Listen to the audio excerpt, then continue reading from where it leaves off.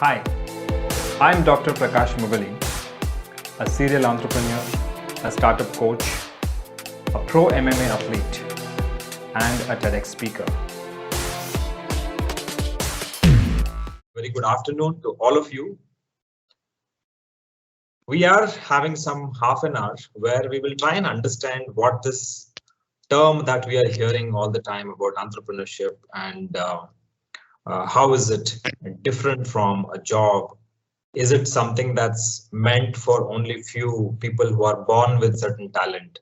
Or is it something that you can systematically learn and apply in your own life?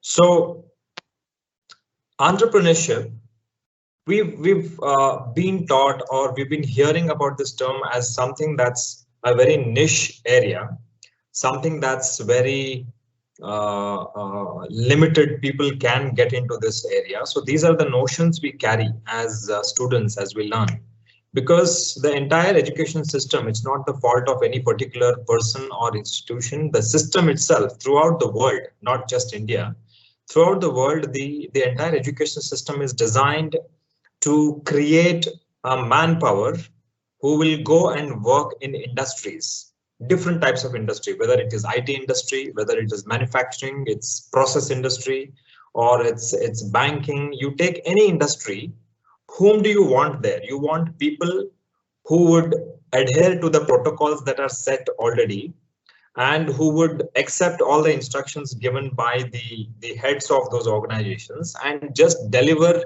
their duty without asking questions, without disturbing the setup, and without creating their own ideas, bringing their own ideas to change something in the organization. We don't want people like that in most of the organizations.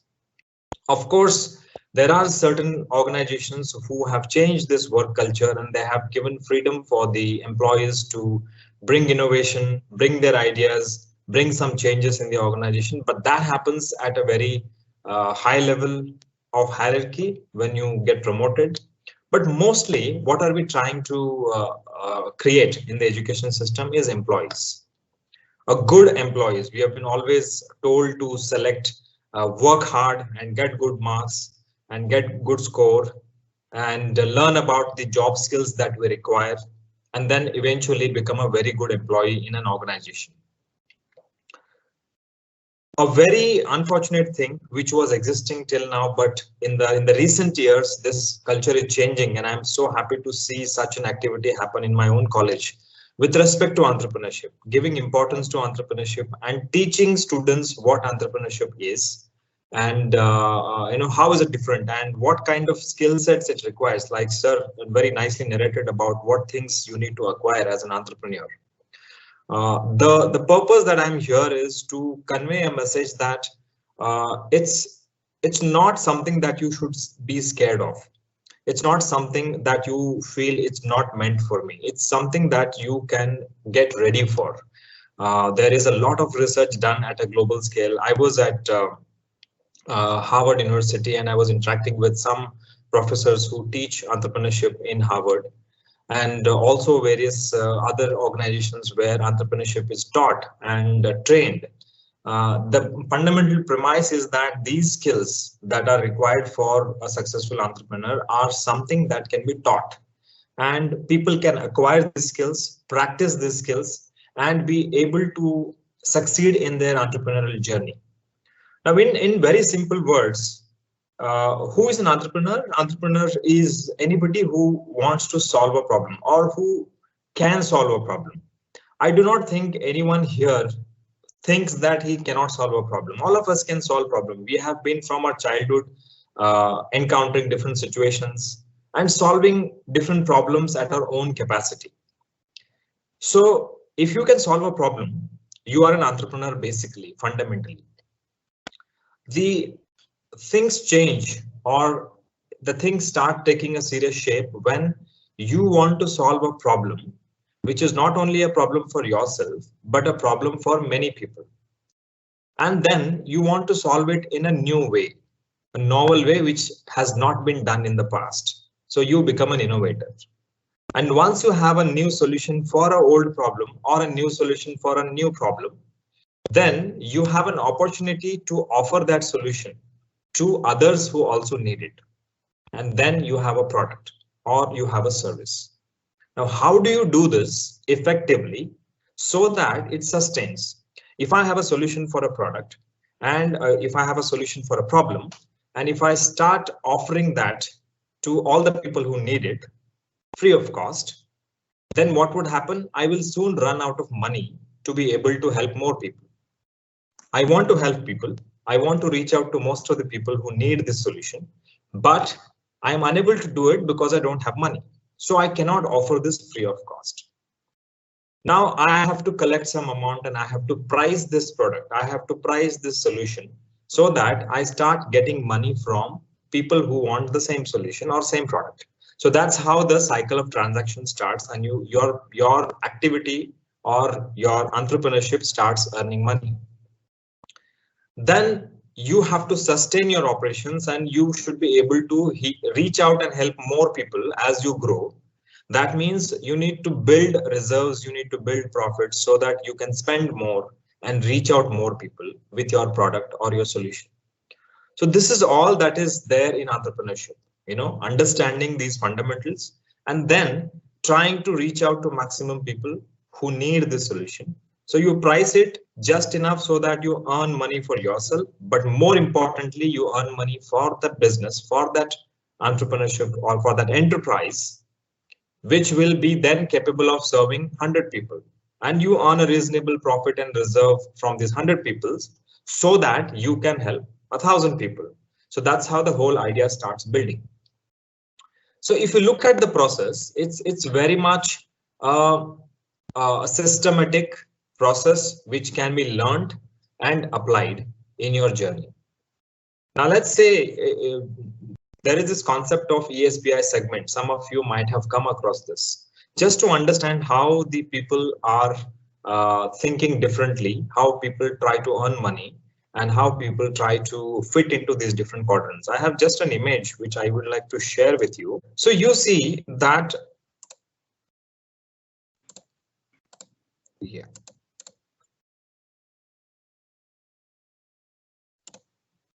Yeah. So what do we see here? We see 4 boxes, right? ESBI. This is a concept presented by a writer and an investor, Mr. Robert Kiyosaki, in his book of Rich Dad, Poor Dad, where he is emphasizing on teaching about money and teaching about how money is earned to students when they are studying sciences or arts or any other subject. Because money is a subject that is not taught very much in our curriculum. And especially the concept of how money can be made is not taught in our curriculum. What Mr. Kiyosaki does is he tries to create 4 boxes, and in those 4 boxes, all the people who fit into respective boxes, they are just distributed. Now, what are these 4 boxes? These are basically ESBI. E is an employee box, S is self-employed, B is business owner, and I is the investor. Employees, I don't have to explain who are these people. Everybody who finishes their graduation or studies with good grades, join corporates, join institutions, banks, and work for a salary every month. These are people who are qualified, who are educated. An uneducated person hardly gets a good job. Or if you are not educated, if you what we are told from childhood, if you don't study, you won't get a good job, you won't earn good, your lifestyle won't be good. So we've been studying hard, right? So if you don't study, if you drop out at school level and don't study further, then you end up as a low grade labor category worker in some factory, but still you are an employee. What is self-employed is when you gain enough expertise and if you have the ability to earn more than being in a setup and being an employee, then some of these people who are employees take a jump from the E box to S box. Now, who are these people? These are people who start their own firm, a law firm, lawyer starting a law firm, a doctor opening his own clinic, right? An engineer starting his own consulting firm. So all these are self-employed people, people who employ themselves. They own a job. They are no more, they don't have a job, they own a job. They are employing themselves. And depending on the expertise, they earn more than what they can earn in the job, right? And then business owners are people who start a business. Now, these are people who create a product or a service and they start delivering this product or a service to people, for consumers, for customers. And investors are people who have money and their money works for them, right? They don't work. They sit at home, they think, where do I put my money so that the money grows? So starting with X amount of money, they invest in the right manner and that money grows, get the returns, invest it again, and then it grows again. So these are people who are not working in any organizations, neither are they offering any product or service. They just have money which grows. These are people who invest in stock market, people who invest in startups, people who invest in mutual funds or any of those products that are out there where money makes more money. If you see the left side of the boxes, these are people who are paid by their time, right?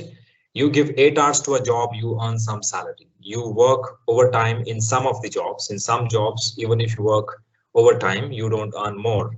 But in some jobs, you earn more, right? So these are paid by your time that you spend in the organization. If you are a consultant, if you are a self-employed person, you're again paid by your time, right? However, the price of that 1 hour may be more.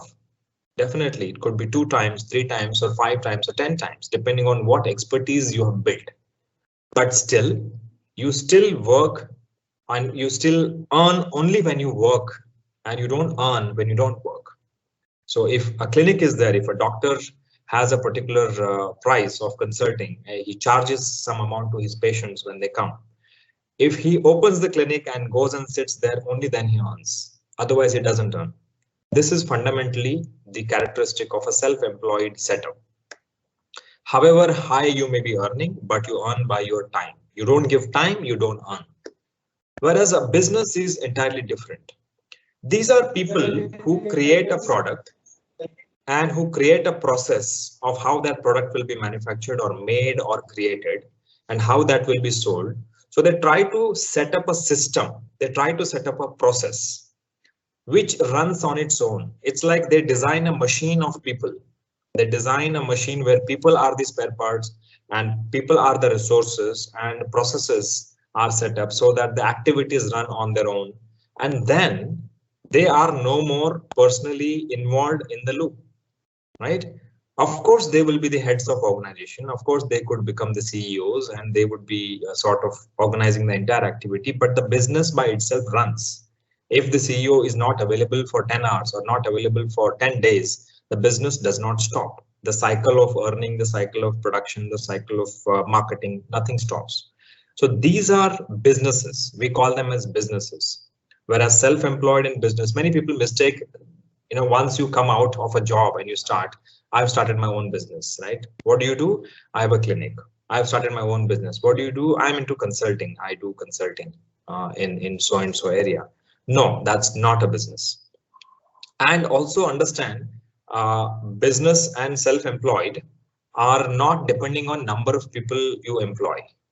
You could be an expert engineer, a consultant, and you could hire 10 people who are assisting you in preparing the reports, in putting the documents in place, in maintaining your accounts. You may have 10 people, but all of them are supportive in nature. And let's say you are the one who have to go and give consulting and then you get paid for it. And you're keeping 10 employees to just help you in your activities. Then it's still self-employed.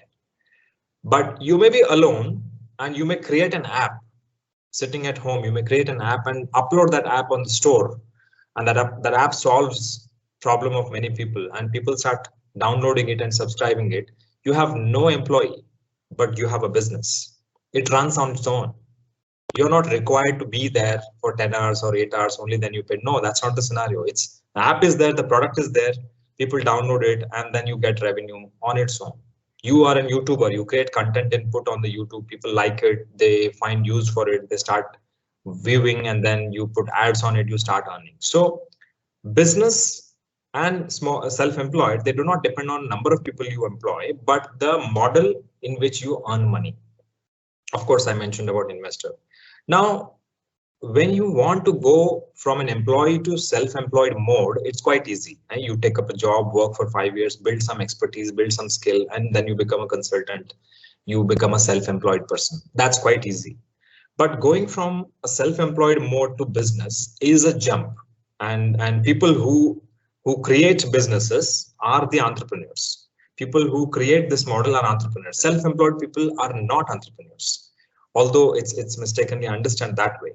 It's the people who create the product and processes and systems using the people's expertise, and then they harness on that. They harness on their team. They harness on their expertise. Like there's a very beautiful saying, I wouldn't prefer to earn more from 100% of my effort. Rather, I would prefer to earn from 1% of people's efforts, means the team's effort. So that's how I design a system. So how do we go about creating such a system? That's all is about entrepreneurship. How do I create a solution in such a way that it is scalable? If I am required personally for solving the problem, then I'm not an entrepreneur. I'm not creating a business at all. Definitely, I can go there, solve somebody's problem, earn from it, great. But that's not building a product or a service.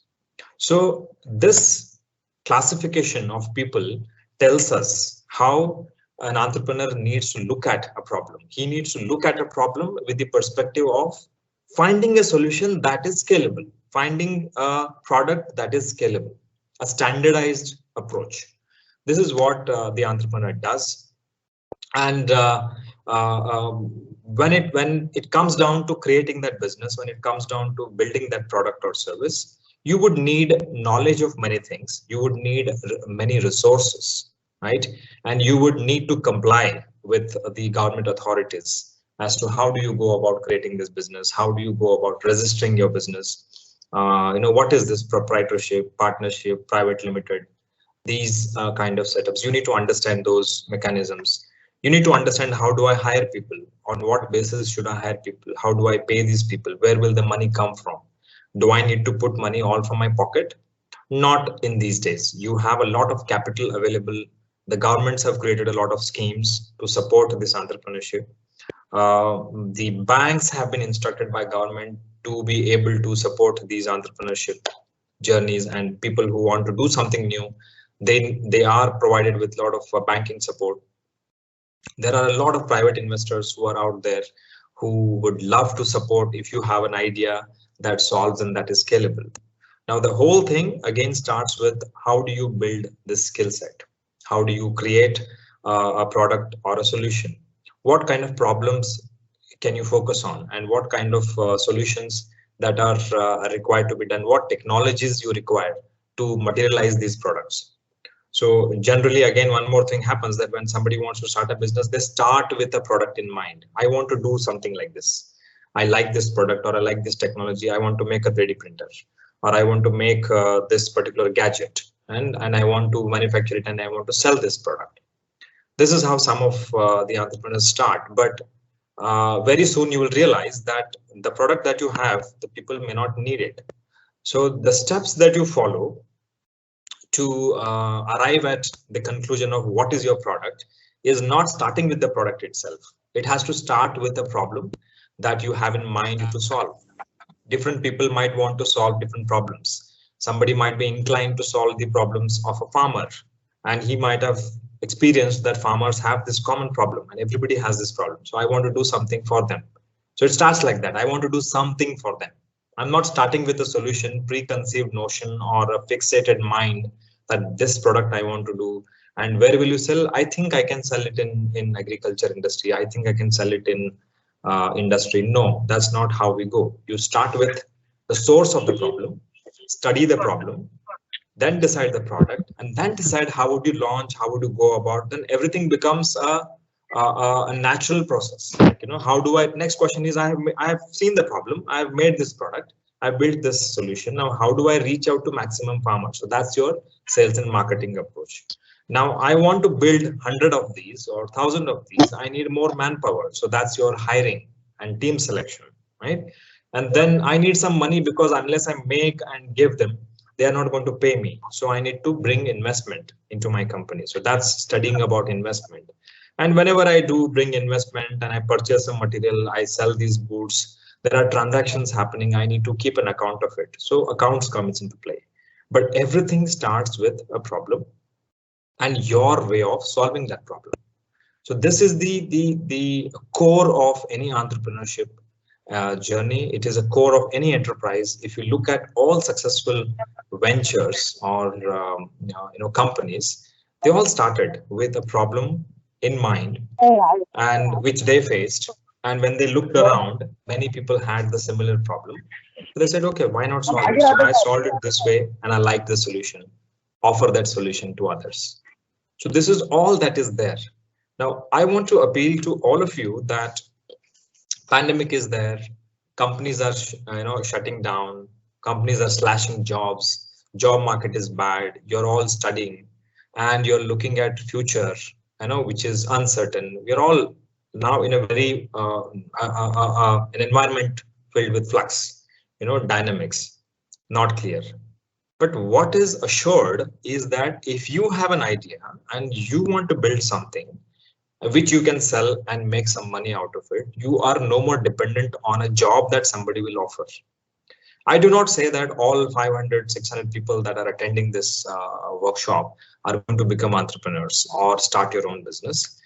That's not what I'm hinting at. But even if some of you, whereas it is a field open for everybody, right? It doesn't require great qualifications to start an enterprise. In fact, if you see and understand, the people who are in employee and self-employed blocks are highly educated. Either they are graduates, postgraduates, or PhDs.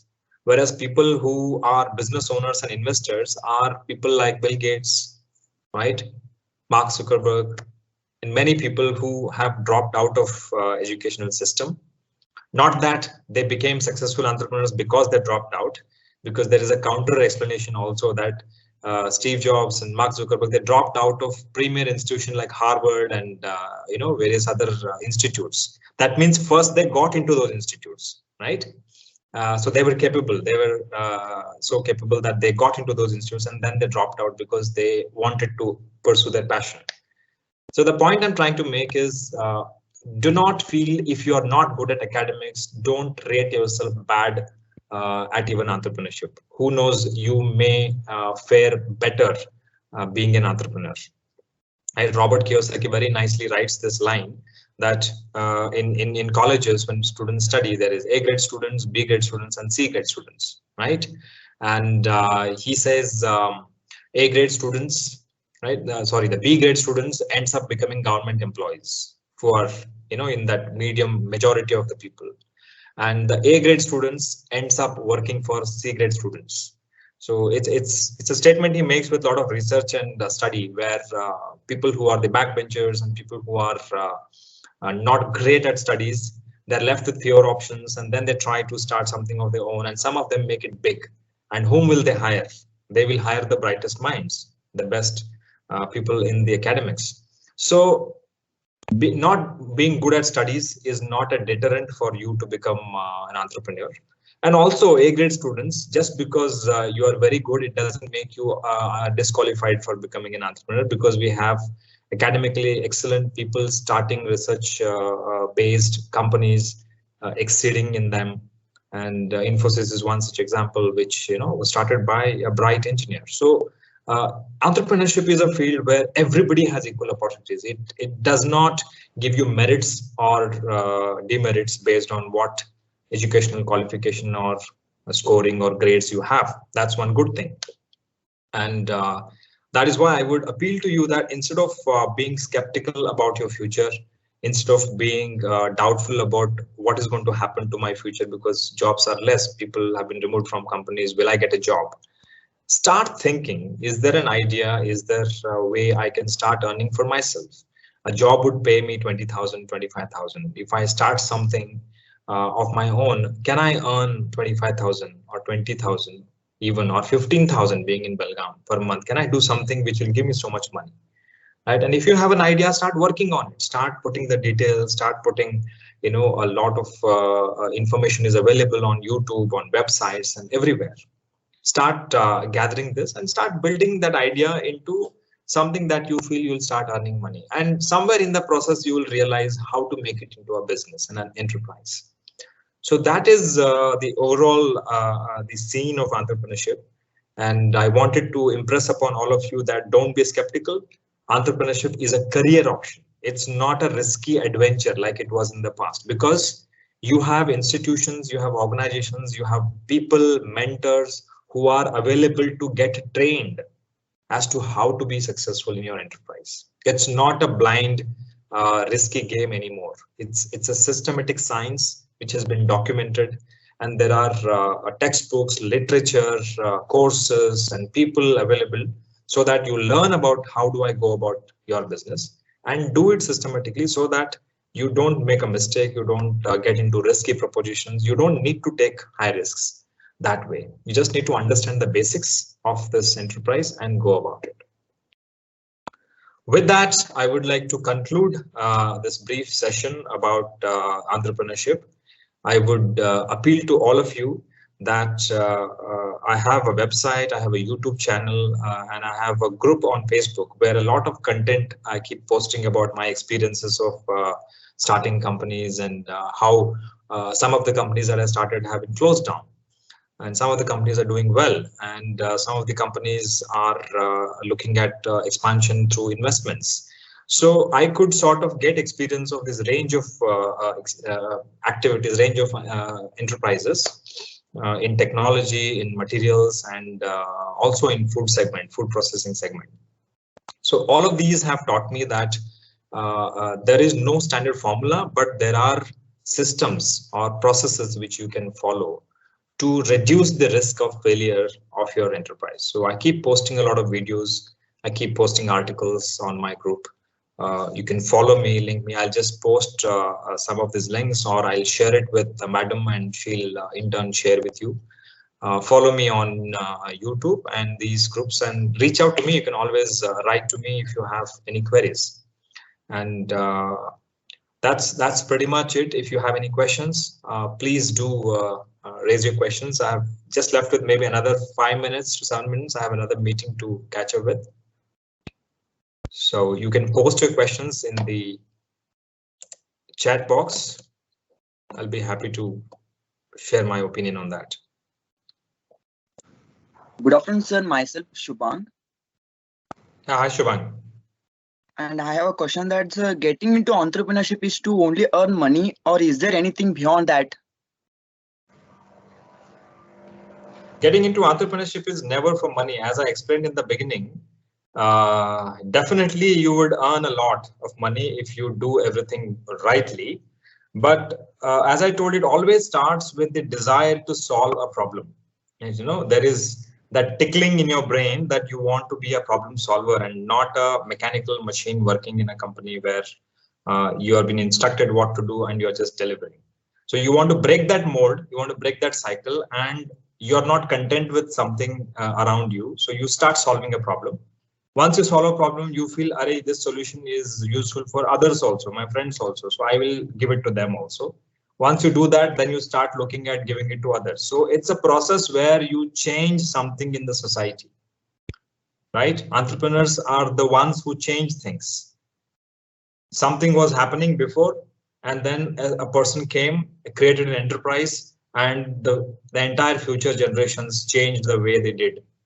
Commutation, inventions like vehicle, right? Inventions are good, people can invent, but unless that invention is converted into a product and it is distributed, it doesn't change anything in the society. So entrepreneurs, primarily, they are change agents, they are change leaders.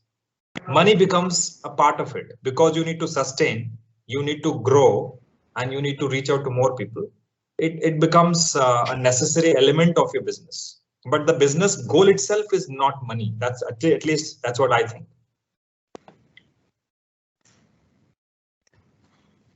So it's like share and gain knowledge.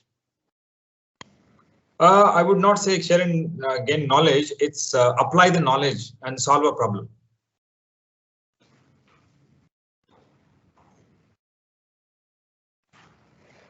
Okay, sir. Thank you. Yeah. Thank you. Please let us know through the number or statistics or with your own working ambience, how many of the entrepreneurs are from these newer emerging areas today when compared to the traditional core branches like people from mechanical, electrical, and say civil. Compared to these three core branches, how many of them are new entrepreneurs into the emerging areas, kind of digitalization or in these all kind of new IoT or AI, ML, robotics? How many of them you find as far as your knowledge? Yeah. And your thought process on that. Yeah, I think now, sir, what I'm observing is these specific branches or technologies are only becoming facilitators, and there is a lot of interdisciplinary work that's happening. If you see, a lot of startups are primarily trying to harness the technologies available to solve the traditional problems, or they utilize the traditional knowledge and they adopt technologies to provide a solution that's more superior. When I say this, it's like industrial automation is a very old segment, but industrial automation, when you do it traditionally using robots and sensors, that's one thing. But then when you add that IoT concept on top of it in the industrial automation, and then when you bring, let's say, data analytics into it, it changes the whole scenario. So I wouldn't say it's mechanical, or I wouldn't be able to say it's the high technology. It's somebody's brain which thought of merging these technologies.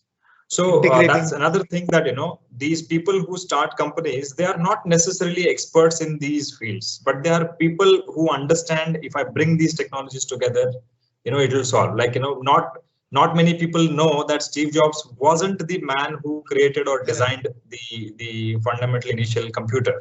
It's his friend who was working technically. But Steve Jobs knew how these technologies could be merged and a product can be placed on the table for users to use. So that's what an entrepreneur needs to know. Like, what technologies are available, how do we bring them together, who brings it, who is good in what, bring them together, make them work in a team. So this is what an entrepreneur's job is, if at all he's doing something. So it's a beautiful journey and a very good question. So it's probably hard to segregate, but a lot of startups are definitely open to using the advanced technologies like AI, data analytics, IoT, and bio sensors and things like that. Correct. No, I don't think there is any age bar. That's again, fortunately, good. The moment you have a problem and then you worked on it and you have a solution, you have a business. It could be as early as you finished your 10th standard and you want to get into it. There are entrepreneurs examples where students in 7th and 8th grade have started a company and they are doing very well. And there are people who started a company at the age of 65. KFC being one of the good examples, which was started in that age, and it has made big post that. So there is no age limit. One can start anytime because it does not require any degree, because it does not require any qualification. That's one good thing. You can start whenever you are ready.